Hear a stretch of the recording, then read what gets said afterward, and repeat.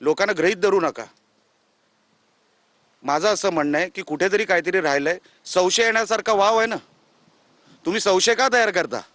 संशय नका तयार करू, जनतेच्या कोर्टामध्ये आहोत, जनतेने निकाल दिला पाहिजे। निलेशजी, पुराव्यांसह तुम्ही या सगळ्या गोष्टी उघडकीस आणताय आणि तुम्ही स्वतः वैयक्तिक पातळीवरती या संदर्भात आवाज उठवताय, परंतु पक्ष पातळीवरती या संदर्भात निवडणूक आयोगाला पत्र लिहून किंवा तक्रार दाखल करून पक्ष पातळीवरती यावर बघा, मी जे करतो ते मी पक्षाला न त्रास देता करतो। मला पक्षाला कुठलाही त्रास द्यायचा नाही। मी म्हणत नाही की रोजच्या रोज पक्ष माझ्या मागे उभा राहायला पाहिजे। जर पक्षाला कुठे वाटलं की हा अयोग्य करतोय तर पक्ष मला थांबवेल। माझी लढाई लढायला मी समर्थ आहे साहेब। कितली तो गोष्ट वेगळी आहे, लेटर वेटवर पण होऊ शकतं। मी माझा लेटर देतोय। हे सगळे जे काय मी डॉक्युमेंटेशन करतो, मी कोर्टात गेलो ह्यांच्या बोगस ओबीसी सर्टिफिकेटच्या विरोधात, उमेदवारांच्या, भाजपच्या रिट पिटिशन पर्सनली मी फाईल केली।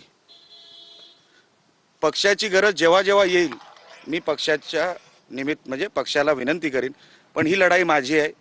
पक्षाला न त्रास देता जर ह्याच्यातून जर मला मार्ग काढता आला, रिझल्ट देता आला, तर तो काय समाधानाचा विषय नाही साहेब।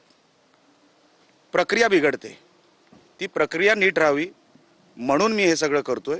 मला कोणावरही वैयक्तिक किंवा पर्सनल अटॅक करून किंवा मी केलेलाही नाही। नगर परिषद आणि नगरपंचायतच्या निवडणुकांचे निकाल जे आहे ते 21 तारखेलाच द्या अशा प्रकारचं कोर्टाने सांगितलेलं आहे। कोर्टाचे वकील आपल्यासोबत आहे। सर, काय नेमकं कोर्टाने सांगितलेलं आहे आणि काय कोर्टाने आज कोर्टामध्ये सुनावणी झाल्यानंतर असं सांगितलेलं आहे की सगळ्या नगर परिषदांचं आजचं जे पोलिंग आहे ते आजचं पोलिंग होईल आणि 20 तारखेचं जे पोलिंग आहे ते 20 तारखेला पोलिंग होईल, परंतु सगळ्या नगर परिषदांचं काउंटिंग आणि त्यांचा निकाल हा 20 तारखेनंतर होईल।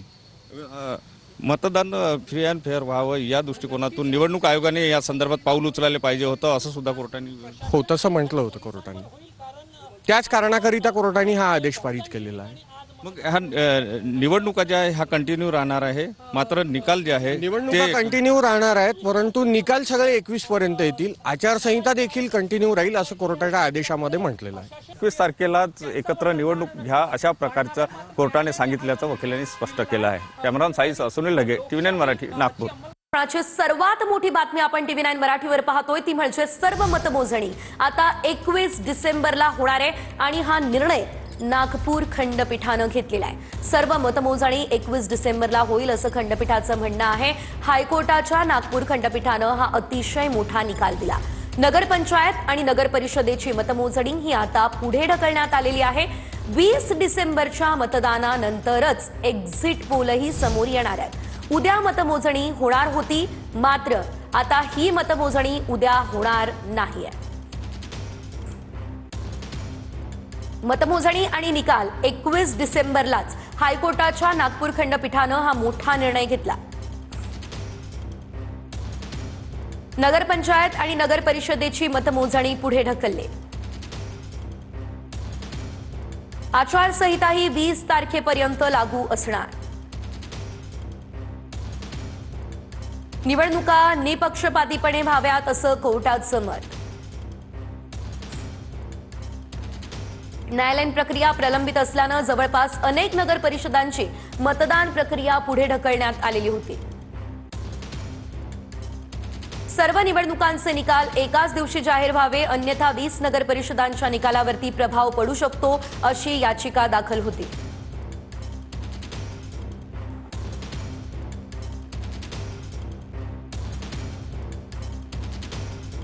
कोर्टाने आज कोर्टामध्ये सुनावणी झाल्यानंतर असं सांगितलेलं आहे की सगळ्या नगर परिषदांचं आजचं जे पोलिंग आहे ते आजचं पोलिंग होईल आणि 20 तारखेचं जे पोलिंग आहे ते 20 तारखेला पोलिंग होईल, परंतु सगळ्या नगर परिषदांचं काउंटिंग आणि त्यांचा निकाल हा 20 तारखेनंतर होईल। निवडणुका कंटिन्यू राहणार आहेत, परंतु निकाल सगळे 21 पर्यंत येतील। आचारसंहिता देखील कंटिन्यू राहील असं कोर्टाच्या आदेशामध्ये म्हटलेलं आहे।